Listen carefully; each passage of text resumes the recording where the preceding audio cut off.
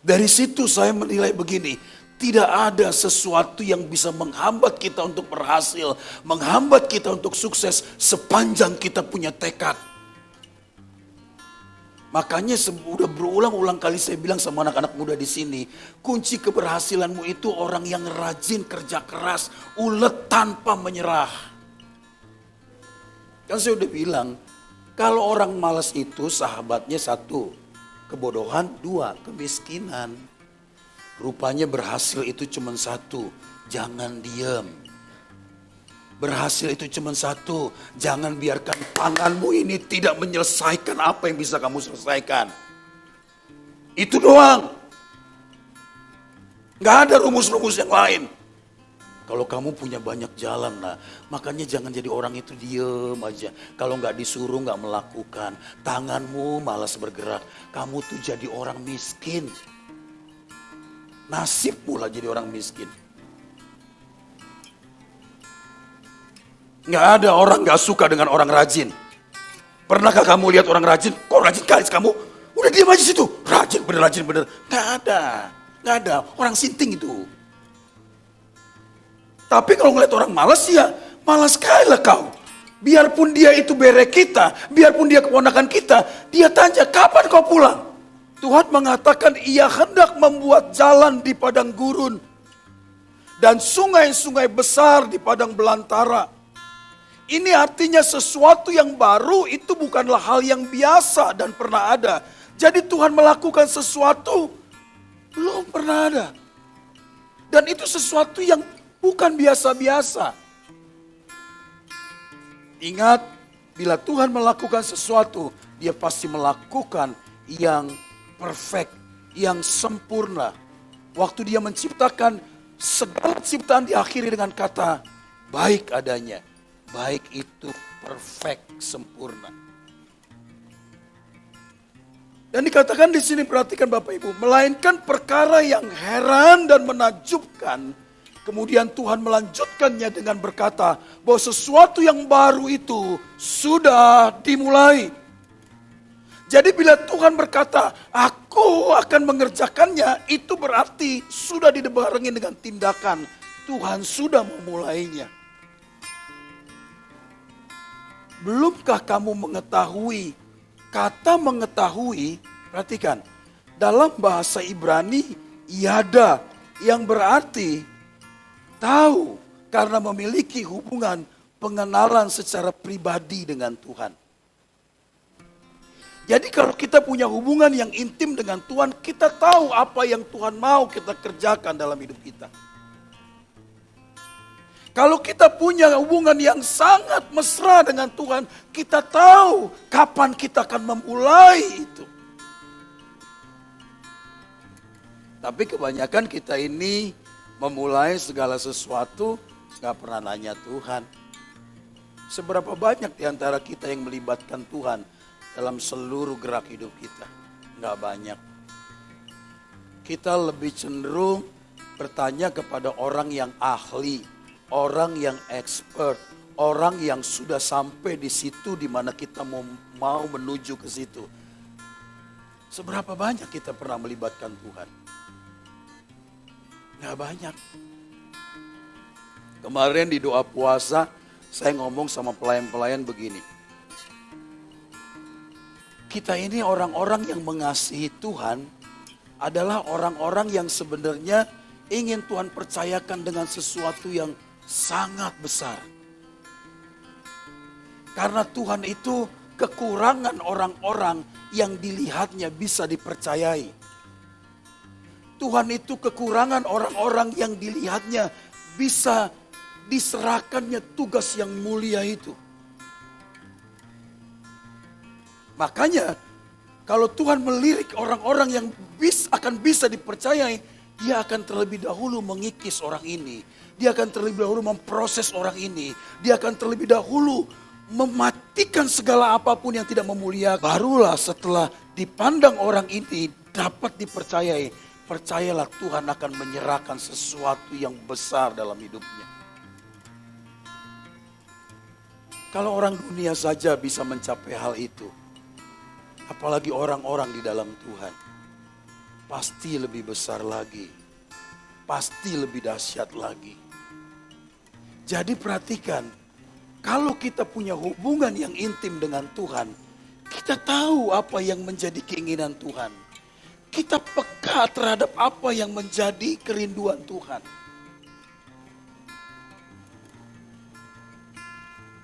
Ya kita punya hubungan intim dengan Tuhan aja belum tentu. Belum tentu. Bagaimana bisa kita tahu hati Tuhan? Dari mana saya tahu kalau saya nggak punya hubungan dan percakapan? Dari mana kau tahu hati Tuhan kalau kau tidak punya hubungan dengannya?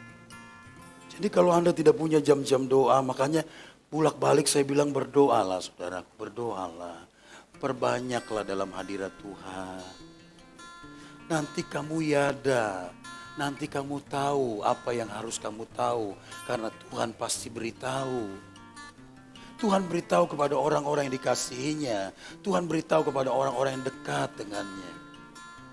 Tapi satu hal yang kita pelajari kemarin, firman Tuhan katakan gini, jangan salahkan orang, jangan salahkan keadaan. Karena itulah cara Tuhan mendidik kita. Saudara, saya tidak bisa mengubah keadaan gereja ini. Sedikit pun saya tidak bisa ubah. Apa yang belum pernah kubuat di sini? Dengar, kita tidak bisa mengubah ini. Cuman Tuhan yang bisa mengubah. Cuman waktu Tuhan berapa lama? 20 tahun itu bukan waktu singkat loh. Banyak gereja tutup 3 bulan. Gak surplus 3 bulan gak berhasil tutup. Pindah lagi gak berhasil tutup. Itu udah banyak banget saya dengar.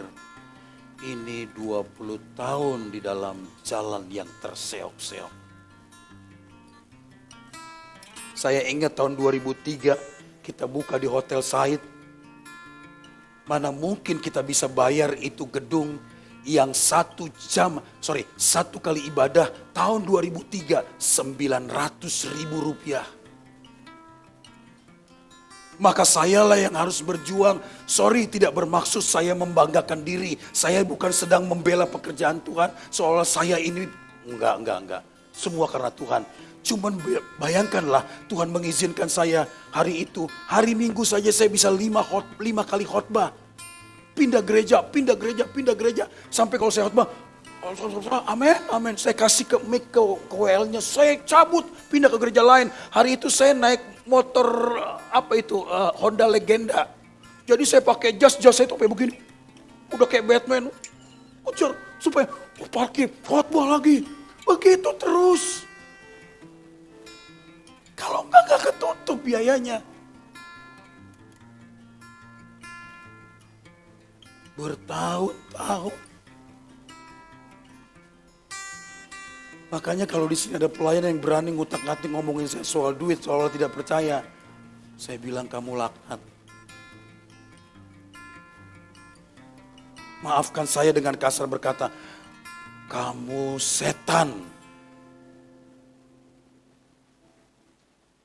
Sampai kapanpun tak terbayar apa yang kulakukan ini. Sampai habis-habisan di titik nol tidak punya apa-apa lagi. Rumah terjual apapun habis-habisan. Tuhan sampai kapan?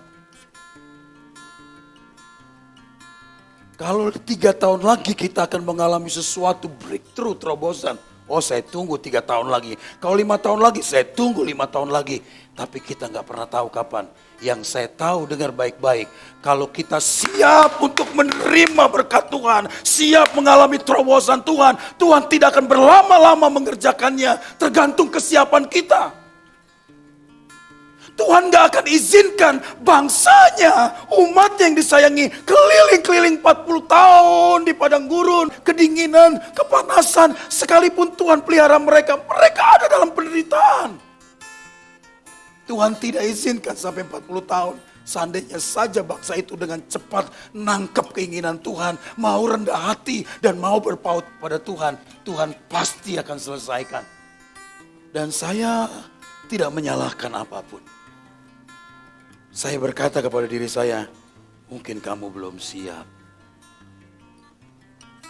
Anda bayangkan kalau beberapa tahun ini ke belakang, saya dipercayakan Tuhan dengan pelayanan yang besar, katakanlah mega church. Saya ini hamba Tuhan yang arogan tingkat dewa, sombongnya minta ampun. Dan mungkin bisa melihat orang itu seperti manusia rendah.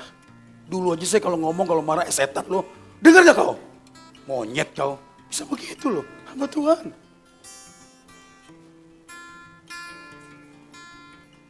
Tapi sekarang Tuhan sedang didik saya loh, walaupun belum habis-habisan. Belum habis beneran. Dengan kesabaran. Tapi yang saya tangkap gini, Tuhan kasih pesan gini, dengar baik-baik. Itu tadi kan cuma curhatan doang ya. Jadi semuanya itu cara Tuhan mendidik saya. Saya nggak bisa ubah keadaan gereja ini. Sampai mampus lo Juan, nggak bisa lo ubah gereja ini. Tapi Tuhan yang bisa mengubah sepanjang saya siap untuk mengalami terobosan Tuhan. Maka saya belajar sabar, mengurut dada. Terserah Tuhan sajalah. Itu yang saya tahu dari Tuhan. Saya nggak mau salahkan orang. Dan akhirnya saya kasih pesan sama Ibu Gembala gini, Mam, sudahlah. Kita berdamai dengan keadaan. Kita berdamai dengan semua. Lalu saya kaget dia ngomong gini, iya Papi ya. Dia sendiri yang ngomong, kita juga harus berterima kasih ya.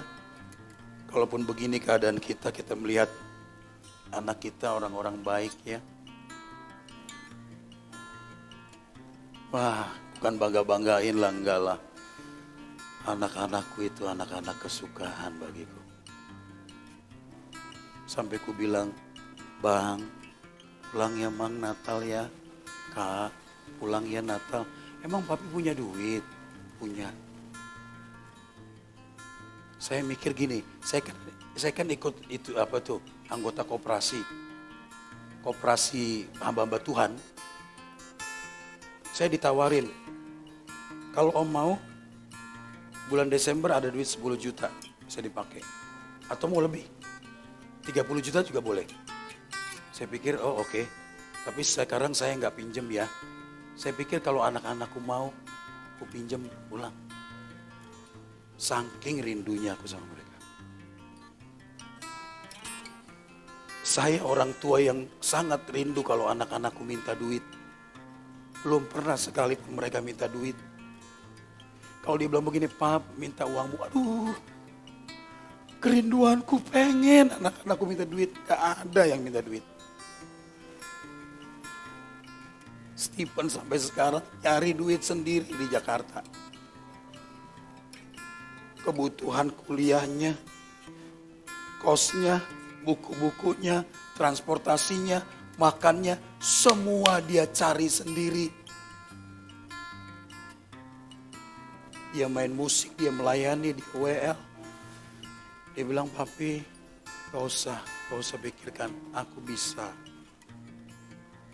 Itu penghiburan bagiku. Stefani, walaupun duit gak banyak, Papi gak usah. Aku masih punya uang. Itu kebanggaan. Ada sisi lain yang harus kita lihat. Betapa Tuhan menghibur kita di sana. Dengar baik-baik. Tetapi siapa yang mau bermegah, baiklah bermegah karena berikut. Bahwa ia memahami dan mengenal aku. Jadi bermegah bukan berarti gini ya. Oh, aku ini orang berdoa. Aku kenal Tuhan. Aku dekat dengan. Bukan itu maksudnya. Bermegah itu ada sebuah kebanggaan dalam diri. Bahwa aku mengenal Tuhan. Aku bisa mengenal Tuhan. Dan selanjutnya. Bahwa akulah Tuhan yang menunjukkan kasih setia keadilan, kebenaran di bumi. Sungguh semuanya itu kusukai. Demikianlah firman Tuhan dalam Yeremia 9 ayat 24. Bukankah firman Tuhan berkata, kecaplah dan lihatlah betapa baiknya Tuhan. Tuhan bisa dinikmati.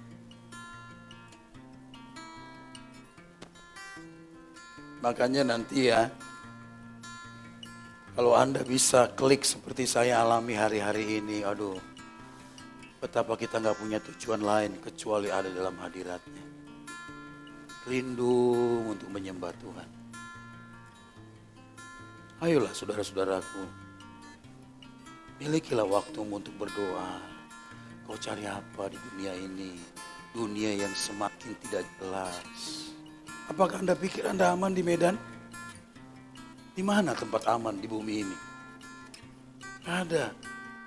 Apalagi prediksi tahun depan, tahun penuh kegelapan, resesi habis-habisan. Lu mau pada bikin apa? Hanya dekat Allah saja aku tenang. Cuma Tuhanlah andalan kita. Ayolah kita serius cari Tuhan. God at work. Live each day with purpose. Aduh, suara saya udah makin habis. Tuhan itu gak mungkin melakukan sesuatu, mengerjakan sesuatu tanpa tujuan. Gak mungkin. Saya kemarin sempat ngomong begini sama istri saya. Gara-gara kamu sih aku sampai ke Medan. Saya tidak pernah punya tujuan untuk melayani di kota Medan. Karena aku tahu watak orang Medan. Udah pelit, keras kepala, susah diatur. Tapi bukan yang di sini. Yang di tempat lain. Kalau udah di sini, itu cuma singgah doang. Kan begitu ya. Pelit, keras kepala, susah diatur. Tambah lagi mau ngatur. Persembahannya sedikit, tapi mau ngatur. Amang tahe, inilah yang kugembalakan bertahun-tahun. Nggak ada dalam radarku ini untuk melayani di kota Medan. Jadi saya ingat tahun 2002, setelah 2001 ya, Stephen lahir baru 3 bulan. Tiba-tiba mertua saya bilang begini, ayo ke Medan, nih ku kasih ongkos, ku kasih tiketnya Garuda lagi. Stephen digendong masih kecil. Tiba-tiba istriku bilang begini, kalau kamu mau ke Medan datanglah. Kalau untuk aku pulang ke Jakarta aku tak mau. Ya, aku tak pilihan. Baru punya anak kecil, masih lucu-lucunya anak pertama laki-laki. Amang tahe. Akhirnya pindahlah aku ke Medan. Itulah awal dari episode ini. Biar kamu tahu. Makanya saya bisa salahkan dia gara-gara kamu lalu ke Medan.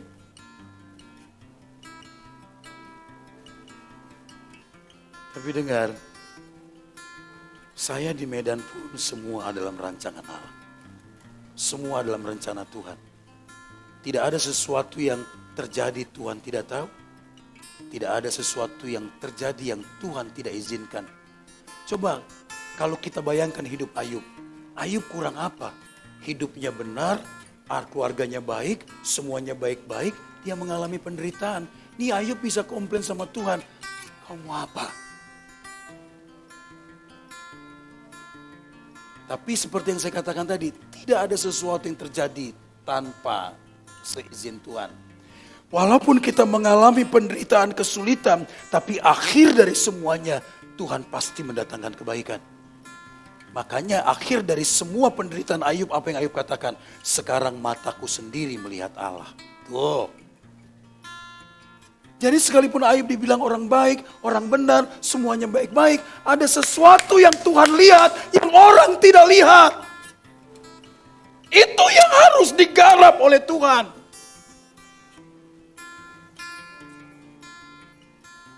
Wah, kalau saya nggak di Medan mungkin saya udah mati. Saya boleh jujur ya, saya udah pendeta muda gembala, masih ngerokok. Mana kalian tahu? Gue bohongin kalian semua kan? Gue bohongin. Saya masih ngerokok. Di Jakarta, saya udah pendeta muda, saya gembala. Nggak ada yang tahu kan?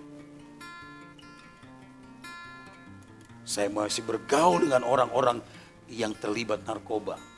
Seandainya Tuhan tidak selamatkan saya ada di kota ini, mungkin saya udah is dead. Jadi selalu saja ada sisi baik yang Tuhan kerjakan bagi kita. Sekalipun dalam penderitaan. Maka saya bilang sama istri saya, iya ya mam, maaf ya mam, maaf ya mam. Kita tidak boleh nyalakan orang dan tidak boleh menyalahkan keadaan. Karena Tuhan selalu mengerjakan ada tujuan. Amin. Tapi jangan pasrah dong. Kamu harus bisa mengangkat dirimu.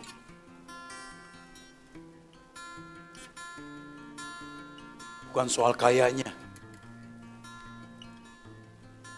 Tapi hidupmu yang berdampak itu.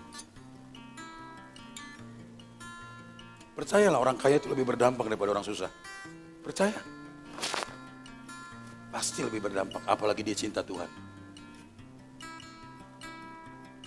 Ya, jangan bilang pasrah, ya udah Tuhan punya rencana atas hidupku. Hidupku begini ya beginilah, begini saja ya udah terserah Tuhan saja. Bukan itu maksudnya.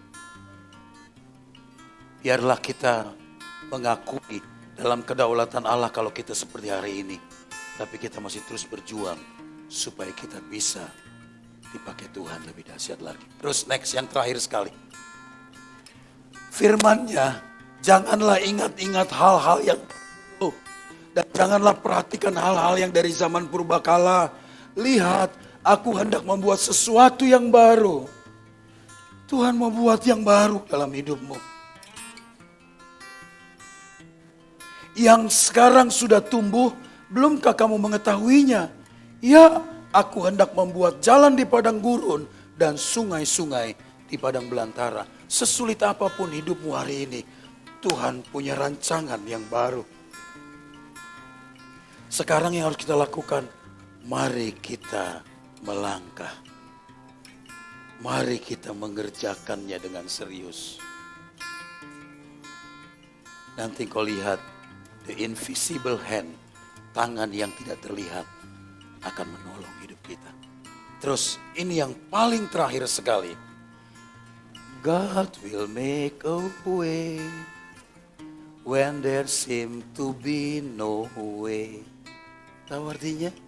Dia buka jalan saat tiada jalan. Dengan kuasa yang ajaib dibukanya jalanku. Amin. Apa sih susahnya buat Tuhan buka jalanmu? Marilah semua kita orang-orang bisa dipercayai Tuhan.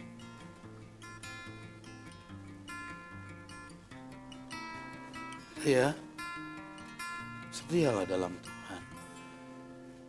Percayalah dari hatiku yang tulus.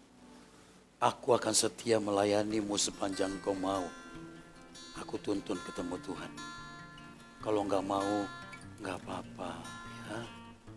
Enggak apa-apa, segeralah ambil keputusan. Kalau enggak mau di sini lagi, pergilah. Supaya cepat-cepat juga kalau memang saatnya Tuhan mau bawa saya pulang, saya pulang. Ya, enggak usah mikir. Saya takut dengan ketidakhadiran Anda. Jauh dari api itu. Bu Christine aja saya suruh pergi. Betapa saya mengasihi dia loh, dia orang yang setia. Kemarin makan gitu enak aja dia yang sponsorin. Setia, ibadah 1-2 gak pernah gak absen. Gak pernah gak datang. Datang terus. Itu pun saya bilang, pergilah ibu. Jadi udah percaya kan saya gak pusing dengan kehadiranmu kan? Kalau kamu gak mau serius dalam Tuhan. Tapi kalau kamu serius dalam Tuhan, aku akan berdiri di depan. Saya akan berani habis-habisan untuk itu. Ayo kita serius. Sebagai hamba Tuhan yang mengasihi Tuhan, saya mau bilang yuk kita serius. Ini saatnya kita melihat Tuhan memulai yang baru. Selamat berjuang. Tuhan memberkati kita semua. Haleluya. Haleluya.